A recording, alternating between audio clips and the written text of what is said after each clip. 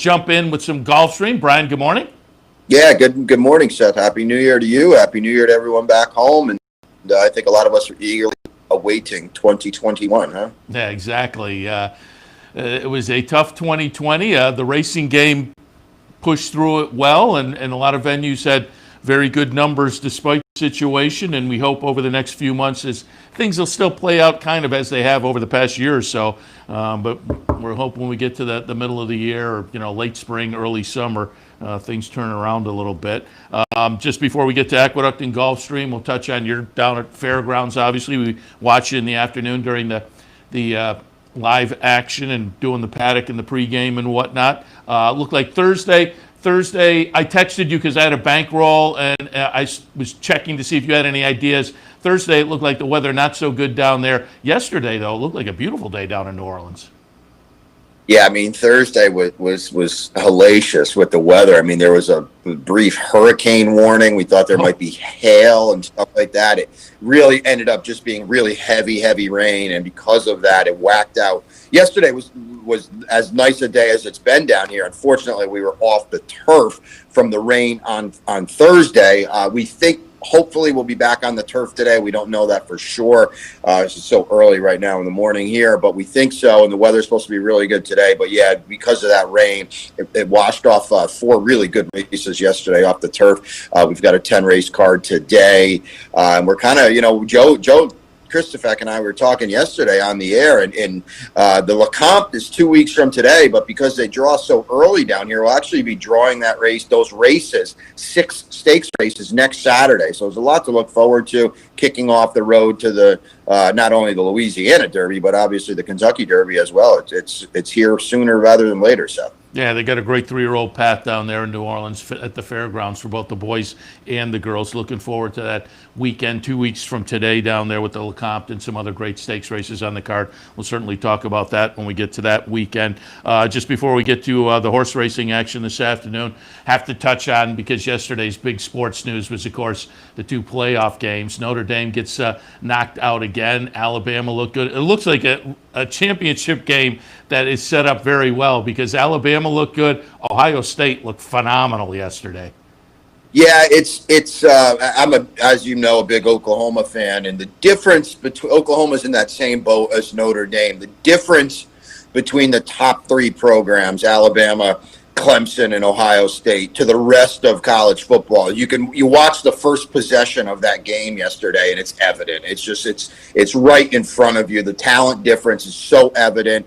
Notre Dame, Oklahoma, they're on that second kind of level, but they just can't compete with those 3 programs. So it should be a good championship game. And Ohio State, to their credit, I know they took a lot of heat for only playing 6 games. And listen, I agree with that. I agreed with what Dabo Swinney said. They only played 6 games. Texas A&M played 9 games in the SEC. Well, they absolutely blasted Clemson. So to their credit, it should be a shootout. I already made a bet on the over in the game last night because I know it's only going to go up. So I wanted to get in early. They can't make it high enough. It should be exciting. It's college football in the era we're living in. It's a game that is built on scoring, speed, quick possessions, and the championship game should be a lot of fun. Yeah, after what we saw yesterday, looking forward to that certainly. One of the other games that I was rooting for Army, because they were in the bad situation where they got knocked out of their bowl game with their opponent electing not to play, and then they got pulled in when West Virginia's opponent got knocked out, and they played very well, but just couldn't do it in the end. But I was kind of rooting for them as one of the bowl games I was watching over the past couple of days. Yeah, this 2020 is just that kind of year where you don't know who's playing, you don't know who's going to play, all the opt-outs. Florida, as an Oklahoma fan, Florida basically quit in their bowl game. They had 9 starters that were opted out to prepare for the draft.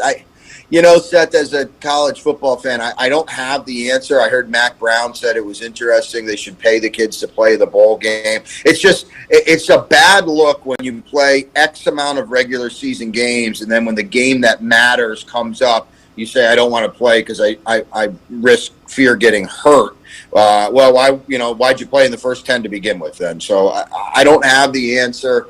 It's unfortunate, but it is what it is. And, in college athletics, when there's so much money on the line and you're not getting any of the money until you turn pro. So it's too bad. Something needs to be done. Smarter people than I will hopefully figure it out. Yeah, there's that kind of situation with unforeseen, circumstances, unforeseen consequences of changing things up. I see both sides of the argument there when we talk about paying these guys to play, guys and gals, I suppose, as well, paying them to play. So, as you say, above my pay grade also. Somebody will figure it out, though. All right, let's jump in and take a look again. I'll have a little Aqueduct a little bit later on. You'll start things out with Gulfstream. I will say, coming up on Racing Across America, I'm going to talk Aqueduct and Gulfstream as well. I'm going to be joined by Acacia Courtney a little bit later on to talk some of the Gulfstream stakes on Racing Across America coming up top of the hour, 10 o'clock.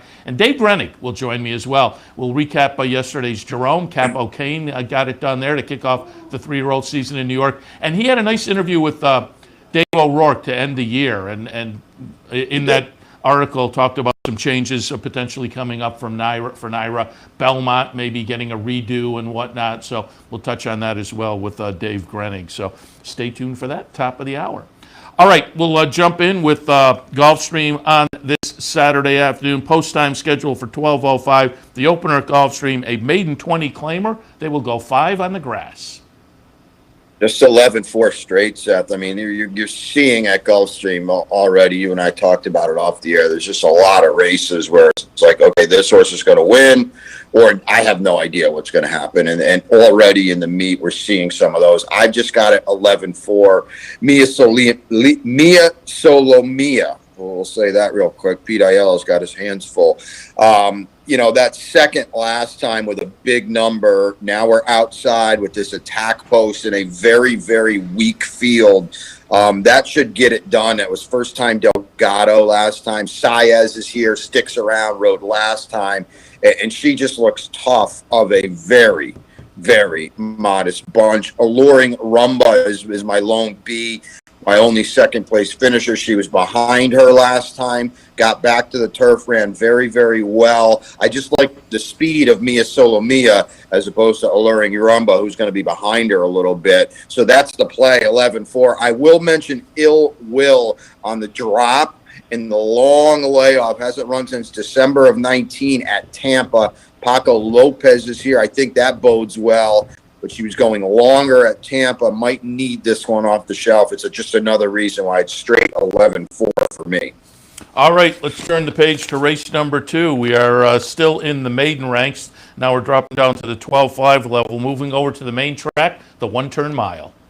4-1 over the 8. It's Geometrico adding Lasix. There's a lot of the whole entire first page, 1 through 6, is adding. Actually, Seth, I'll take it one step further. The entire field is first-time Lasix. How about that? You don't see that too much, but the entire 8-horse field is adding Lasix today because now these are newly minted 3-year-olds and they can get Lasix. So all 8 of them are adding Lasix. Geometrico has some decent form at this trip, and again, Seth, there's a lot of horses in here that can't win. It's as simple as that.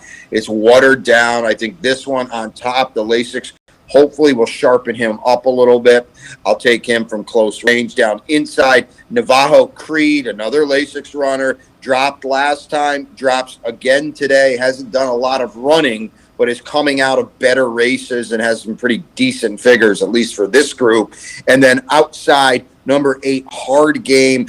Irad is here. This one is getting back to the dirt. Didn't run at all on debut on the dirt, but now this is the first dirt start for Mike Maker. Irad says, I'll ride for 12-5. That's a positive sign. If nothing else, this horse had some decent enough turf form, is bred for the main track. By Hard spun out of a Grand Slam mare. The Lasix, Irad, the outside post. I think that adds up to a decent run here. 4-1 over the 8 for me in race 2. Early pick 4 time as well.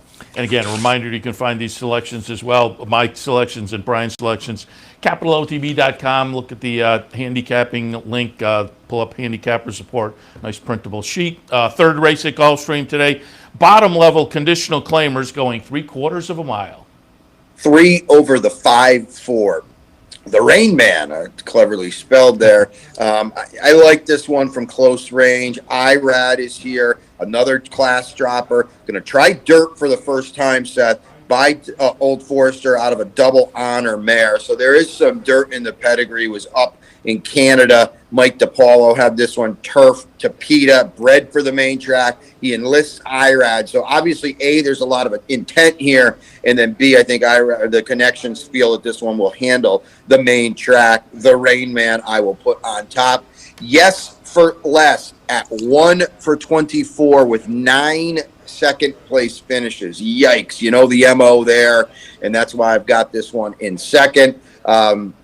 Wouldn't be a shock on top, but we've said that before. Seth and just wants to keep running underneath. You know me, I have trouble putting these kinds on top. We saw an entry here yesterday at Fairgrounds that was 1 for 20 and 1 for 15. They were 6-5 at post time and ran third and fourth. So these horses are pack animals, they're herd animals. Some of them don't want to win, and people sometimes they laugh at that, but it's really the truth. Number 4, First Homestead is lightly raised off the claim for Delgado. Only 3 runs. Now, we'll have to do better than that distant fourth last time, but this is a pretty sharp barn, so maybe this one can move forward. I'll put him in third. 3 over the 5-4 Seth in race 3. We move on to stakes action on a nice day of stakes down at Gulfstream, and it kicks off in the fourth race. That subdivision I like quite a bit. I say throughout the year, 3-year-olds on turf across the country, there's plenty of opportunities, and it plays out to be a lot of fun year in and year out. And this race, the Dania Beach, kicks it off down in Florida. 3-year-olds on the grass at a mile. Yeah, we've gotten through the cookie cutter races. The card really opens up. It's a solid card going forward. 4-6 over the 2. And I just think, like a salt shaker, getting back to the turf after the no-show on the dirt last time at Parks. I think, look at the Belmont run in the Awad, was second in a very, very good race over yielding ground for Larry Ravelli. Irad Ortiz is here as well. Tactical speed in this corner, I think, like a salt shaker, is going to be very, very tough to beat. It's a gamble for Kelly Green. Ran well last time to win sprinting on the turf at Aqueduct. Stretches out, gets another turn. Hopefully we'll be a little closer early because you do not want to drop too far back on the Gulfstream Park turf course. But it's a gamble, has some solid form. John Velasquez rode last time, is here again today. So at a little better price, I think It's a Gamble is very, very live. And then Kentucky Pharaoh for Jack Sisterson, very interesting. Got to the turf last time, really, really improved wiring the field. And I think that bodes well here if this one breaks running. Now, Julian Leparoux put this one on the lead. I know Julian predominantly is known as a stretch running, closing rider, but I think he's very, very good when he puts a horse on the lead. If Kentucky Pharaoh breaks running, sets the pace, he could be tough to down in here because there isn't a lot of other speed in here. And he absolutely took to the turf last time. These American Pharaohs, he hasn't really been much of a sire to be very, very blunt. But the runners are running better on turf than they are on dirt. Kentucky Pharaoh is one of them. He's dangerous on the lead here, Seth. I'll call it 4-6 over the 2. Let's move on to the Glitter Woman. These are 3-year-old fillies sprinting 6.5 in race number 5. This is the play of the day. It's just 5 over the 6-7. I'm probably taking the low-hanging fruit here. That Hit the Wall is going to be a strong favorite. I know she won in the slop last time, but the debut was very, very solid behind a nice horse. She moved forward last time. She can stalk the pace, and it looks pretty sharp in here. A lot of them want to go to the front, want to be involved early. Hit the Wash. She's probably going to be about 7-5 in here. It's not a good morning line. It hasn't been a good morning line at Gulfstream. Go figure. Shocking, I know, but Hit the Woe is very, very tough. And it's, there's a lot of stakes races at Gulfstream, but these are listed stakes. So there's a lot of unproven horses, maiden winners stepping up. Hit the Woe looks like a real comer for Christoph. I'll put her on top. Next Door, Dial to Win for Timmy Hills. I thought ran very, very well on the lead last time at GPW. If nothing else is outside a lot of the other speed under Paco. So she'll be involved early. I just kind of think she's one of the ones that's going to set it up for Hit the Woe. outside the other Clement's got a stalking gear shop girl with Luis Saez. She can settle, but she didn't really. She ran very slow, winning on debut at Aqueduct and an off the turfer. She's going to have to improve. If nothing else, she should be a little off the pace. That will bode well. But I like her stablemate a lot in here. Number 5 hit the whoa. 5 over to 6-7 in the Glitter Woman. Let's jump in and do one more before we take a break. Race number 6. It'll kick off the Rainbow pick 6. It is an allowance, starter allowance at the $25,000 level. They will go 1.5 miles on the grass.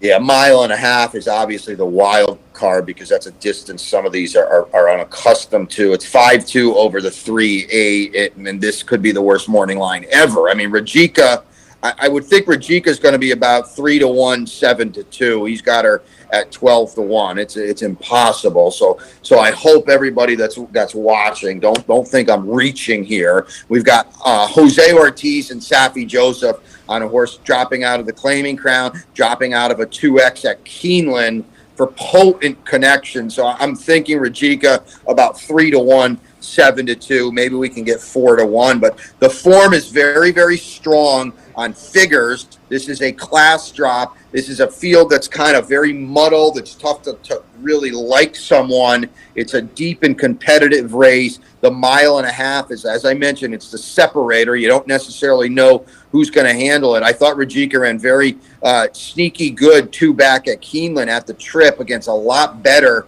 than this 25 starter. I'm going to put him on top in a scramble. There goes JoJo is down inside, has been facing good horses as well. Enters off a couple straight wins at a long trip. Saez is here, so that really bodes well for There Goes JoJo, 1.5 miles, 1 mile and 5/8, 2 and 3 back. Morning Stride is for unknown connections, but has run well at the trip, is 2 for 6 over the Gulfstream Park turf. I think that's not a bad thing either. Seems to have some tactical speed if Barrios can put this one in the race. And then outside, Irad and Maker, we know how good Mike Maker is in these turf marathons. So I think that bodes well for good old boy. I just don't want to be wide on every turn potentially. 5-2 over the 3-8 in a tough race to kick off the Rainbow 6. Yeah, the two things that I think bettors really focus on, buyer figures and connections when they're kind of paring things down. And as you said, at the 12-1 5, Rajika has both of those going for it. That 12-1 cannot hold up. I mean, it's terrible, Seth. And listen, I said this to Joe actually in the office the other day. I don't care if you use buyers or you don't. I really feel like a morning line maker should almost like have to use them because, as you said, the betting public does. There was a winner yesterday or 2 days ago at Gulfstream that had run in 4 straight Group 1s in Europe. I mean, like the Irish Oaks, the Guineas, and had run decent, came to the U.S., added Lasix, first time Bill Mott with Tyler Gaffalione, New York girl, and she pays $6.10 to win, and he's got her 6-1 on the morning line. And the highest buyer in the field was a 79, Seth, and she had been running 98 time form figures. It's just a bad job. I just wish, you know me, it's my pet peeve. I get a little like OCD towards it, but it's just a bad job. It really is. Yeah, again, if you're looking at that, you're not going to get to 12, certainly. All right, we will take a break. We'll come back. More stakes action at Gulfstream and more. Stay tuned.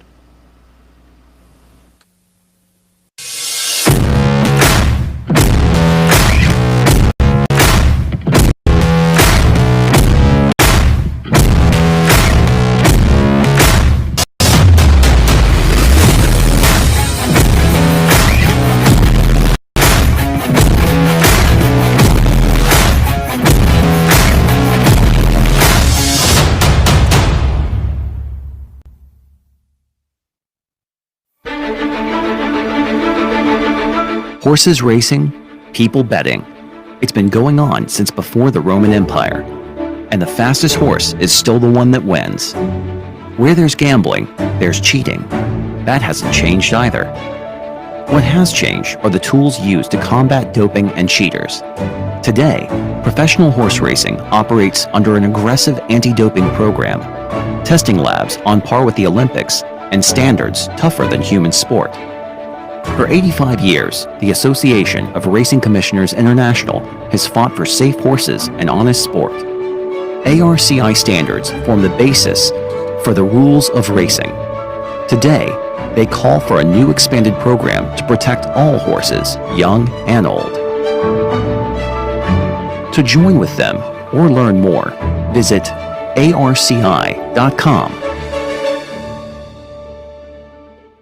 Welcome back to the Handicappers Report, the first Handicappers Report of 2021. Hopefully, as I said earlier, it is a big year for everybody, and we hope to get it off to a big start with some ideas on the Gulfstream and a little bit later on the Aqueduct Card. We are continuing the Gulfstream Card, however, for Saturday. Brian Nadeau down in New Orleans taking a look at it, and the seventh race is the Limehouse. 3-year-olds going 3/4 of a mile. Yeah, this is a late pick 5, and again, these are one-sheet selections. The one-sheet overall at Gulfstream's been pretty decent. I'm trying to get up to that $2 ROI. The play of the day has been brutal. I cannot get it done, and I'm winning races here. It's so frustrating. And then the other day, Seth, I had, this is just my own fault. You know, always go at your first thought, and I had the play of the day. And I said, oh, this horse is loose speed. I'm going to make this the play of the day. And then I looked a little more, and I was like, okay, he's not loose speed. So not only is he not the play of the day, he's not even my top pick, and the horse wires the field at like 980. And I'm like, oh, my God, this gambling thing will drive you bonkers. But late pick 5 time here. So, again, back to the original premise, one-sheet selections. 6 over the 8-3, and Runaway Magic almost was the play of the day for Rusty Arnold. I thought that on the maiden breaker at Churchill last time was very, very strong. Leparoux is here. We get a race with plenty of early speed. The cutback might not be ideal. We cut back from 7 to 6, and maybe this one doesn't get running right away. But I like this horse a lot in here. This was almost the play of the day. There should be plenty of speed to set him up. He's got a little bit of an experience edge on some of these in the race flow. If he can get up going 6, the race flow really, really suits him. Runway Magic on top. Outside Ocean Ride for Irad and Delgado was a resolute winner on debut. We're outside here, so that bodes well. We can chase and make first run, stepping up from the GPW debut win. But I think Ocean Ride is in here to run well, and then Warrior's Pride inside. You know, probably the best of the speed set that has the figures that has the best figures of the field, with the exception of Runway Magic. I just don't know if you're going to be able to wire this field from the inside, and he hasn't shown he can do anything else. 2 big wins in a row, though, Seth, and not many of these horses have 2 wins, and he did it very, very fast, and he is the speed of the speed. You won't get 8-1, but at maybe 9-2 or so, 4-1, you could do worse with Warrior's Pride. He should be in front as far as he can take him. I'm going to play at 6 over the 8-3, though. Full field of maiden special newly turned 3-year-olds in race number 8, going 8.5 furlongs on the grass.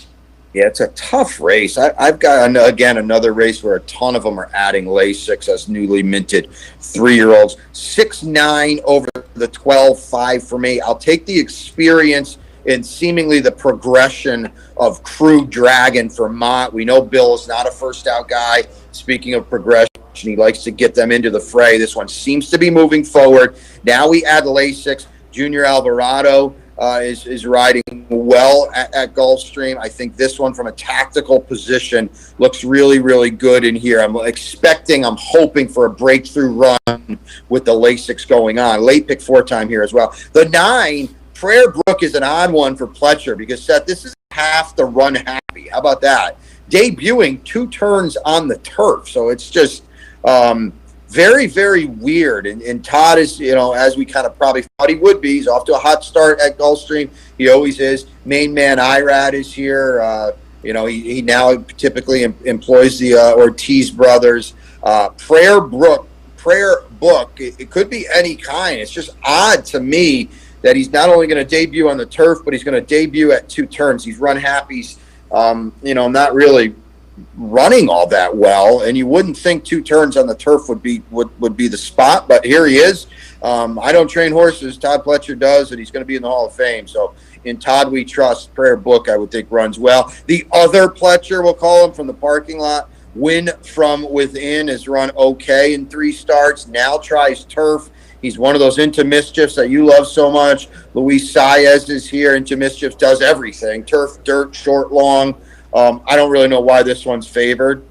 Bad post and all, but I'm not saying he can't win or can't run well. I just think you got to play against this one from 3 kind of nondescript, slow starts, now trying turf, now going long from a bad post. And then number 5, Floriform, another Bill Mott. This is a Judd Mott homebred, adding Lasix, getting to the turf. I would think both of those things wake him up, although he hasn't done a lot of running in his first 2 starts. 6-9 over the 12-5 for me, Seth. Late pick 4 time.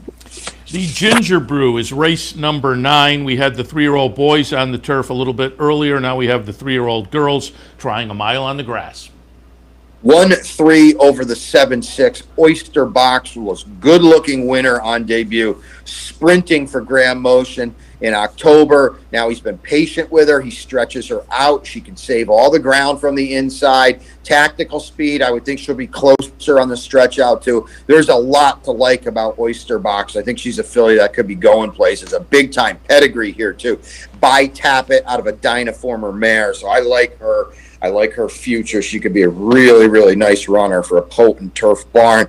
Honey Pants is going the right way for Clement. Just missed second in an Aqueduct Stakes. Stretches out. She'll be involved early. Irad will probably put her on the lead. If nobody goes, she could prove very, very tough to catch. She's a major, major player in here. Designer Ready won on debut for Barb Minchell up at Woodbine. Saez is here. A big Bruce Lunsford homebred here. Tappet out of Bel Air Beauty, who is a graded stakes winner. Did she maybe win the Alcibiades? I think she won the grade 1 Alcibiades. It was a nice pedigree here. She looked good winning on debut at first asking. And then Cone Lima, an underlay at 7-2. She'll be higher than that on the morning line for Pletcher. Paco will put her in the race early. I don't know if that's a spot to be, though, with Honey Pants down inside. So I'm a little leery of her. 1-3 over the 7-6. It's a good race, Seth, in the Ginger Brew. Very much so. The Mucho Macho Man, the 3-year-old boys. This is the 3-year-old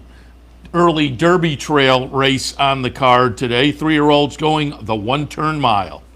Yeah, as you said it well, Seth. I think, in the perfect world, some of these horses' connections are hoping they'll progress down the road to the Florida Derby. It hasn't really turned out to be that kind of stakes race, but the year starts anew and hope springs eternal, right? So here we go, 3-7 over the 5-6.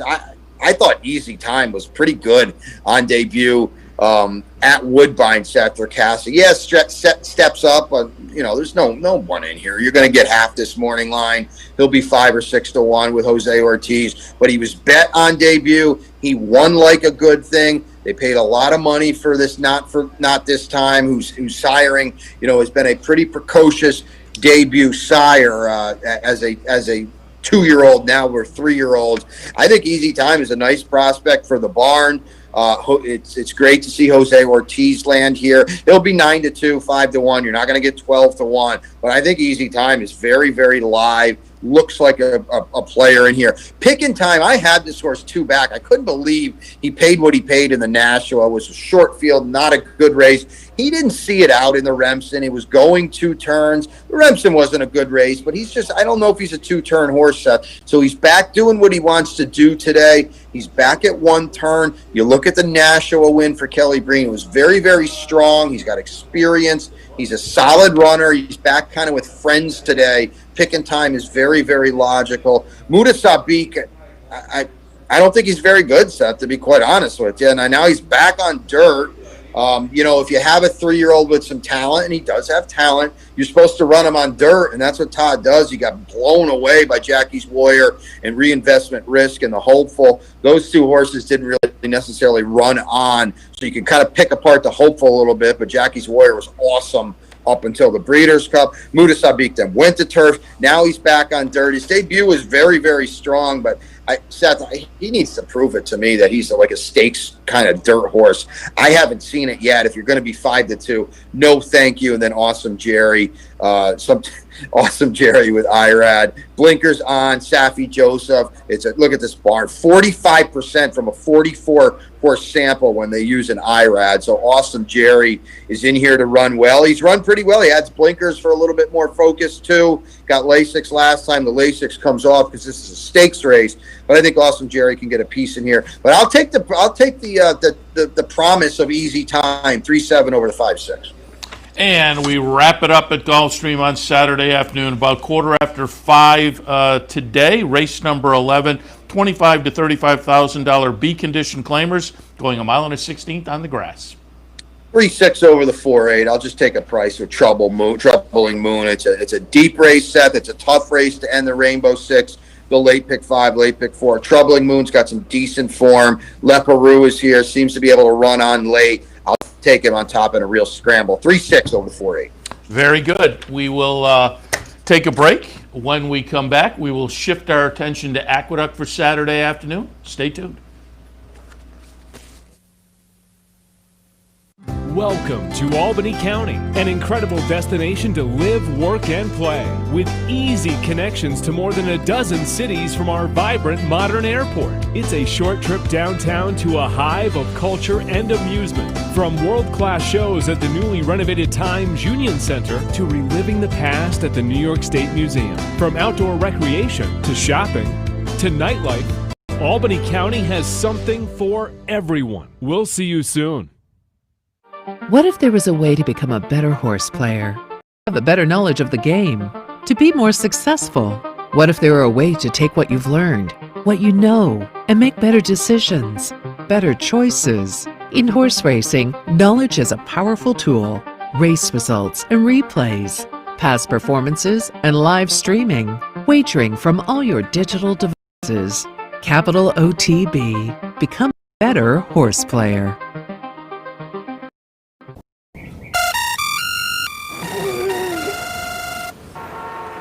Come on.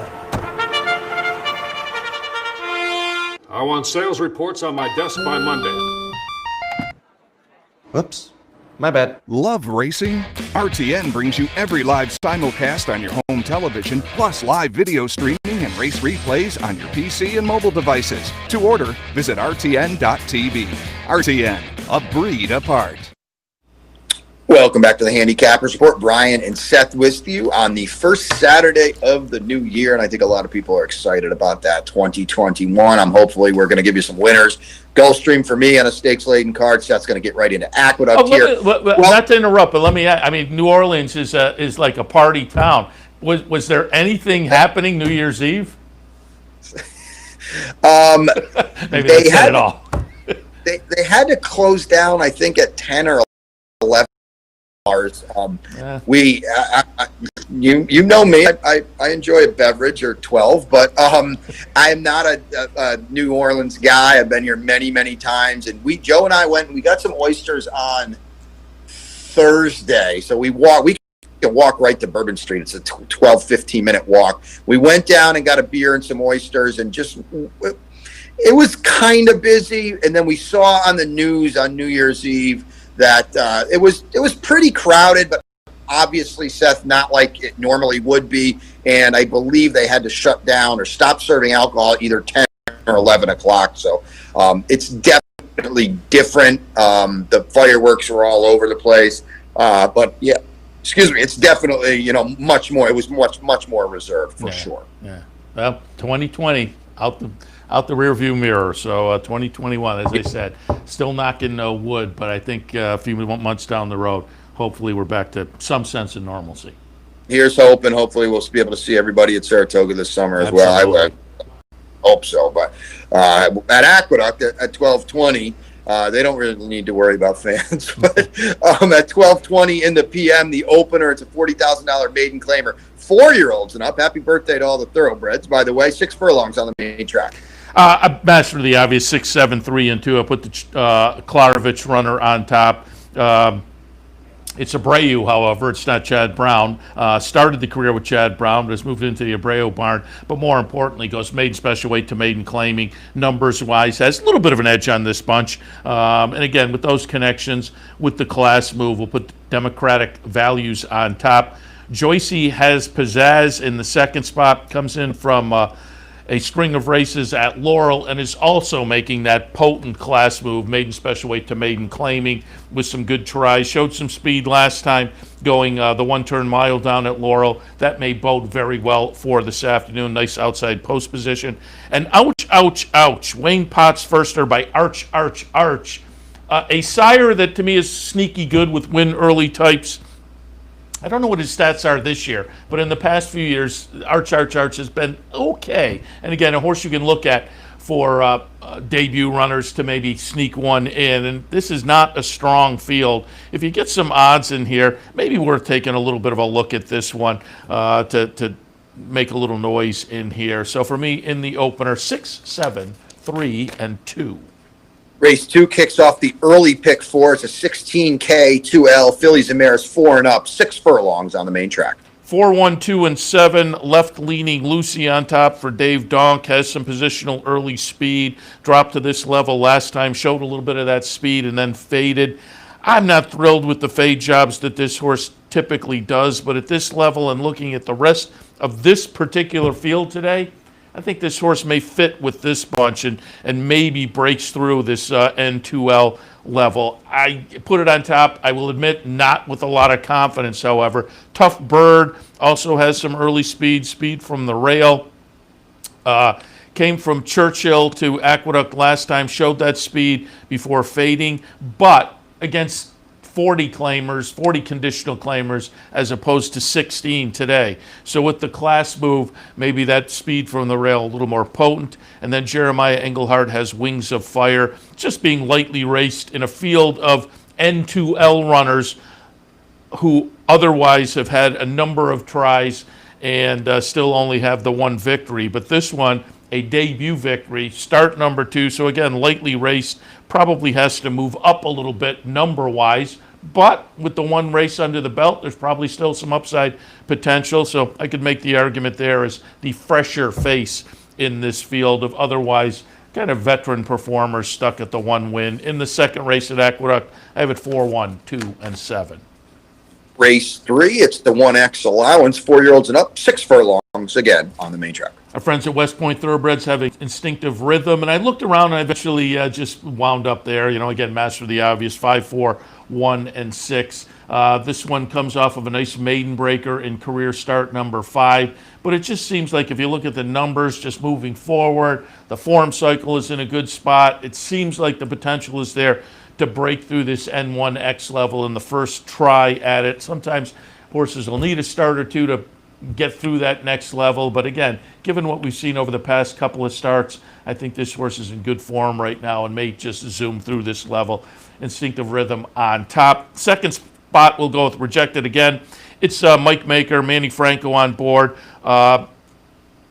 Another one with nice numbers over the past couple of starts that stack up well and say the horse is in good form. Close-up third place finish on the turf. 2 back last time, a nice win, both at the starter 50 level. This is a horse in an N1X with 4 wins under the belt already. So cozy fit with this group from Potent Connections. Rejected again, a player, and took charge. Lightly raced for Chris Engelhardt. But boy, has put in some nice numbers. The last one was a little bit disappointing, trying Stakes Company down at Laurel. And it was also quite a while ago. It was in March of 2020. So the horse has been on the sideline for 10 months. That's part of the question mark. But the first 2 starts of the career indicated this horse has some real promise. And if the horse comes back ready to run and can get back to what we saw early in the career, could be very dangerous in and amongst this group. The third at Aqueduct, 5, 4, 1, and 6. Race 4, it's a $25,000 state-bred maiden claimer, 4 and up, a mile on the main track. And Seth, I want to get your thoughts on this. This kicks off the Empire 6. I was going to ask you. I'm sure you know, and I hope that everybody watching, if they're not aware, NYRA decided to, every day in January, are going to pay out the Rainbow Six on a daily basis. I I think it handled like $20,000 more than it did on this day last year or something like that. It's an interesting concept. I don't necessarily know if it's going to work. I don't really necessarily know what they're trying to do by doing it. But it is an interesting concept, if nothing else. My thoughts, Seth, I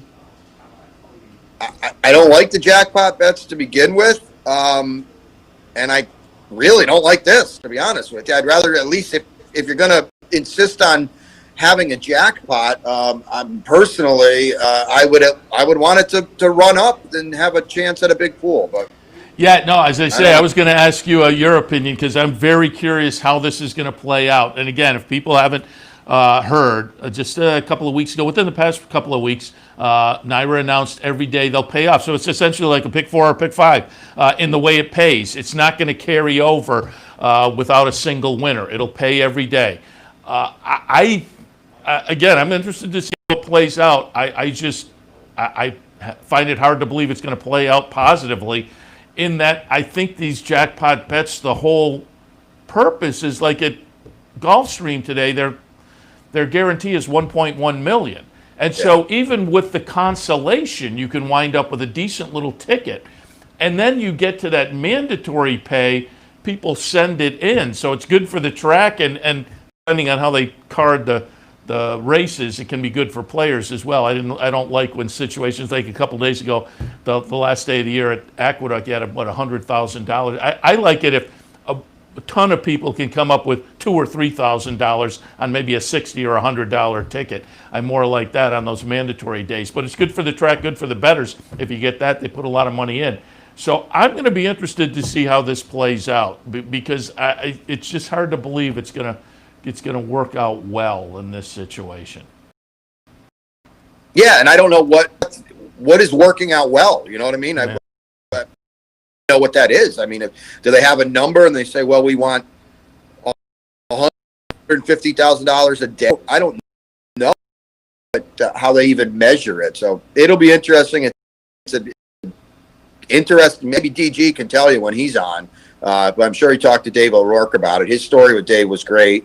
And I can't speak highly enough about Dave O'Rourke. So I'll be interested to see what Dave Grenning has to say, because Dave O'Rourke is on the ball, put it that way. So it should be a good interview. Clearly, they're looking for something. I'm not sure how it's going to work out. As we get a couple weeks down the road, it'll be interesting to compare the handle this year with the handle last year on similar days, and see if it does juice up. And maybe it will. Maybe they tapped into the psychology of the bettor. I don't know, but again, it's hard to imagine. But this fourth race does kick off the Empire 6 state-bred maiden 25 claimers, and again, I have it 6, 7, 1, and 9. I put the finale on top. Jim Bond runner that seems primed. The numbers are moving in the right direction. When turf to dirt last time, the dirt number moved forward. So again, seems primed for a good effort this afternoon to maybe break through. Ring Good in the second spot. Dave Donk trainee was just behind the top, and I mean just behind the top pick last time. So you like one, you kind of have to like the other. It's just Z Finale is a little more lightly raced, made that turf to dirt move last time, whereas Ring Good has kind of been bouncing around. And the last was one of the best races of the career, certainly number-wise, so maybe this horse is moving in the right direction, but it's clearly had more opportunities than the top pick. Third spot, I will go with the Italian-American, who ran a decent little third last time against fairly similar, and that was at 1 1/8 miles. The cut back to a mile might prove to be a little bit interesting this afternoon as well. But in race number 4 for me, 6, 7, 1, and 9. All right, that'll bring us to our last break on the Saturday Handicappers Report. Seth's got 4 down at Aqueduct. When we come back, he'll get into the late pick 5. Stay tuned. Where's the best place to find your favorite teams, your favorite food, daily drink specials, and wagering on live horse racing? Legends Field Sports Bar, 711 Central Avenue, Albany. Get your game on day or night with 75 flat-screen TVs, tournament-style pool tables, a private banquet room, and live horse racing. So if someone asks you, where's the best sports bar in the capital region? Tell them Legends Field Sports Bar, inside the Clubhouse Racebook, 711 Central Avenue, Albany. Having trouble finding us? It's actually quite simple. Whether online or on your TV, it's never been easier to watch and wager on championship horse racing with Capital OTB. Simply log on to capitalotbbet.com. There you can watch our morning shows, live stream races, and wager on our state-of-the-art wagering platform. You can also watch from the comfort of your home on Spectrum Cable Channel 1250 or Fios Channel 467, and win more with Capital OTB. In a recent study of some of the top online wagering sites, Capital OTB won big in total player rewards, far surpassing some of the best-known wagering sites in America. While other rewards programs simply offer you points redeemable for gift cards, Capital OTB's rebates are paid to you in actual cash. Plus, Capital OTB gives you full and immediate access to your money. So if all you're getting now are points and gift cards, join Capital OTB Player Rewards today and get cash back. Visit capitalotbbet.com and sign up today. Welcome back to the Handicappers Report. Brian and Seth with you on the first Saturday of the new year. Happy New Year to everybody. Happy birthday to all our horses as well. We got through 4 at Aqueduct. Now we'll get through the late pick 5. It starts in race 5. It's a 12-5 claimer, 3 and 4 and up, a mile on the main track. I have it 9-5, 2-1, creative style. First off the claim for Danny Gargan. He's over a coin flip with that, according to the Daily Racing Form stats. And this one in good form, and just even not with the off the claim stat would have probably a little bit of an edge on most in here. And so again, coming off a good close-up second place finish, claimed. The concern is the drop off the claim. They claim the horse for 25 and they come back for 12-5. That is a little bit dicey, certainly. But, you get a win and the horse gets claimed away, you're okay. But it is a little bit of a concern. Number 9, Creative Style on top. Lucky Ramsey in the second spot. High percentage trainer Claudio Gonzalez brings this one up from his Laurel base at Laurel last time, ran a good second.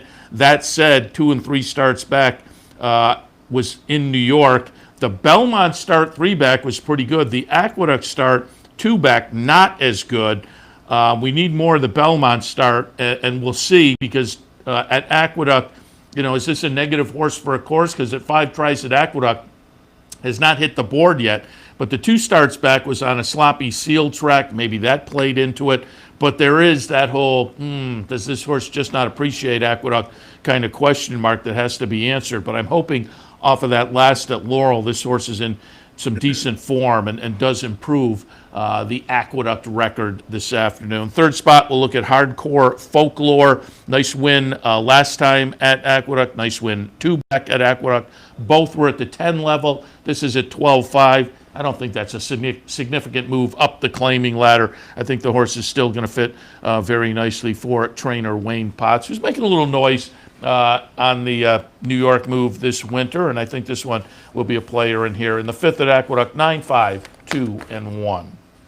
Late pick 4 time in race 6. It's a state-bred maiden special weight fillies and mares 4 and up, 6 furlongs on the main track. 3-year-old fillies, 3-year-old fillies. It's been this way for a month and a half, certainly a month at least. Turf horses that, the connections, hey, do we have a horse that we can keep playing around with during the winter, or do we have to go to the sidelines a little bit? That's probably the case with No Pain, but I have a 2-1, 6 and 5. I thought No Pain for Ray Handel fired a couple of decent improving numbers in the first 2 starts. They were both on the grass. But by Cairo Prince, a win early sire, hasn't gotten it done yet, but it was a near miss last time. I'm going to think this one will be okay with the move to the dirt. But again, it's that time of year where it's more of a crystal ball. It's more of a guess for everybody, including the connections, certainly. But I'll take the pop at 5-1 on the morning line. Second slot, Jill's a hot mess. Tried the New York Stallion Series last time and was, second, well-beaten second, but was well clear of the third-place runner. And I think this one, off of that race last time and getting back to the more proper maiden special weight level, is going to be perhaps the one to beat. Breakfast at Bonnie's in the 3rd spot. First time starter by Leoban from Danny Gargan. And again, if the top pick can't run to those numbers that one fired on the turf, this race becomes fairly wide open. And I think you could make a case for 3 or 4 in here. So why not take a little pop maybe with a fresh face? That is Breakfast at Bonnie's, a first-time starter. Gargan, not really his MO to get him to fire first time out of the box, but if you're going to do it, this is the kind of field to do it in. As I say, once you get past the top 2 really with their numbers, things are pretty similar for the rest of them. In the 6th at Aqueduct, I have a 2-1, 6, and 7. Late pick 3 time in race 7. It's a 2L, 40,000's a tag, 4 and up, a mile on the main track. 4, 1, 3, and 9 up with Perceived on top. It's Chad Brown. It's a horse going main special weight to main claiming, but it's also a horse that hasn't been seen since the middle of last February. So obviously some issues, a long layup. It does come back at the reduced rate that hopefully mitigates the layoff. Certainly the numbers this one is firing have an edge on this bunch, but does the horse come back firing those numbers? And if the horse was supposed to come back firing those numbers, why the drop into the claiming ranks? But this is now a 5-year-old, so there may just be one of those situations of let's just drop in for the tag. If they take it, we have other horses to move into the barn, kind of a thing. But again, the last couple of numbers this horse fired, and they were both at Aqueduct, certainly have the edge on this group if ready to run off the layup. Number 1, first line. Seth, I'll cut you off real quick because this is an interesting horse. This is owned by the late Paul Pompa. Right. And I don't know if you saw or not, they're going to disperse his horses at Keeneland coming up. And I don't exactly know when. So, this could be a case where this horse might actually be okay. And maybe this drop isn't as much of a worry. But obviously the owners, whoever now is the estate of Paul Pompa, this horse is not going to be in the dispersal sale. They know this horse will be claimed, so he could be a good thing in here. Yeah, no, I agree with you exactly, and I'm glad you brought up that point because the ownership is listed the estate of Paul Pompa, and again, the situation becomes a little more of that as opposed to the crystal ball trying to read the thought process of the group, and as it is a 5-year-old now, and given the situation, you're exactly right. So Perceived on top. First line in the 2nd spot goes out for Orlando Noda. If you're watching Andy in the paddock, I think, I was going to say the pregame, but I think he talked about it, maybe he talked in the pregame too a couple days ago, but in the paddock, yesterday, the day before, he was talking about Noda being on a little bit of a cold streak, and he had it going back maybe to November, I think 20-some losses, and then subsequently won. It was either yesterday or the day before. So maybe that bodes well for the Noda horses getting back into a good spot over the wintertime. But this one also getting some class relief, adding blinkers, so some switch-ups here that could move first line forward. And then Jerusalem Gates in the 3rd spot. Linda Rice trainee also getting some class relief, but also moving into the Linda Rice barn off a little bit of a layoff going back to September. So some question marks there as well with fitness, but the workouts underneath are okay. In the 7th at Aqueduct, 4, 1, 3, and 9. Stakes time in race 8, the Gravesend, $100,000, 4 and up, 6.5 furlongs. Light field in here of 5, and boy, I went back and forth and back and forth. I could have wound up in almost any direction with my 4, but I went 4, 1, 3, and 5. I eventually just tilted towards my boy Tate. Comes out of a nice try in a New York Stallion Series race. Prior to that, down at Parks, looked good in an allowance event. Has a good record at Aqueduct, 7 exacta finishes, 5 wins, and 9 starts at Aqueduct. So again, I tilt slightly towards my boy Tate. Stan the Man coming out of 2nd place finish under 132 pounds in the fall high weight. Ran 3rd in the Kelso before that behind Complexity. Won the Tail of the Cat up at Saratoga 3 starts back. Also with a very good record at Aqueduct, 10 exacta finishes in 15 starts. Pete's play call, 2 wins and 4 starts at Aqueduct, plus a 2nd place finish, and that includes a win last time and a claim and a move into the Rudy Rodriguez barn. Might prove to be a clever claim for Rudy. And then Happy Farm for Linda Rice. I could have made a case for this one as well, but hasn't been seen since March. So I was a little bit concerned off the layoff. And the last time seen was in the Jason Service barn. And we all know, watching the Service and Navarro runners as they've moved out to other barns over the past number of months, it's been a really mixed bag. But then you throw in the layoff with Happy Farm. Could have made the case for that one, but given the scenario, I was willing to tilt in the direction of the others, but not in a confident manner. As I say, I could have juggled up my 4 in almost any way here, but I have it 4, 1, 3, and 5. All right, let's close it down to the 9th. The 16K 2L 4-year-olds and up, a mile on the main track. 2, 5, 13, and 11. I put Mental Model on top. Linda Rice trainee dropped to this level last time and kind of tossed a clunker. That was back in June. I'm hoping the horse comes back and runs a little bit of a better effort off a layoff, just bounces back to what our previous good numbers down the page a little bit. We have 6-1 on the morning line, and I think you'll get a little bit of value here. You have to ask for some value, though, off the layoff. But again, I think this horse, given the complexion of this particular field, will be a good fit, and if ready to run, probably has an edge on the bunch. Tiergan in the second spot. A couple of turf races most recently, but there are some dirt races a little further down that say this horse will be a player, and with the class relief for Bill Mott, could be dangerous. And then we go out to the number 13, Implied Volatility. Another one coming out of some turf races, but there are dirt races underneath that are okay, and we're getting a little dose of class relief that I think could be beneficial as well for the Rudy horse. So for me, in the 9th at Aqueduct, 2, 5, 13, and 11. Wrapping up our look at Aqueduct. A little bit earlier, Brian took a look at Gulfstream. As I say, if you didn't get to write them all down, go to capitalotb.com, click on the handicapping link, the Handicappers Report. Nice printable page comes up with all of our selections. And Brian, appreciate the visit this morning. Good luck this afternoon. Absolutely, Seth. Always a pleasure. Happy New Year to you. Happy New Year to everyone back home. Good luck at Aqueduct. Gulfstream, a good card. I'll have those updates online as well after the scratches. And hopefully we can deliver some winners early in the new year, Seth. That is certainly the game plan. Do want to remind folks, Racing Across America coming up in a few. Acacia Courtney will join us. She'll hit on some of those Gulfstream stakes as well. Dave Grenning will join us, talking a little New York racing. We'll recap yesterday's Jerome, and as I say, go over that interview we had with Dave O'Rourke, talking about some potential changes coming up at NYRA. Do want to remind you also, there's a bankroll today. I will be in, hoping to rebound after some tough bankrolls over the past 3 tries. But I'll be in the studio about 3 to 7, a little bit later today. But you can go to the website to get your chance to be on the bankroll team. Check out capitalotb.com. Click on the click on the promotions link, and then look for the sign up for the bankroll today. And as I say, from about 3 to 7 in here in the studio, we will try to make some magic happen and juice up the bankroll nicely. Brian, again, thanks for the visit, and we'll check in next week. Sounds good, Seth. Looking forward to it. All right, let's wrap it up for the Handicappers Report for this Saturday morning. Good luck this afternoon. We'll see you in a few for Racing Across America.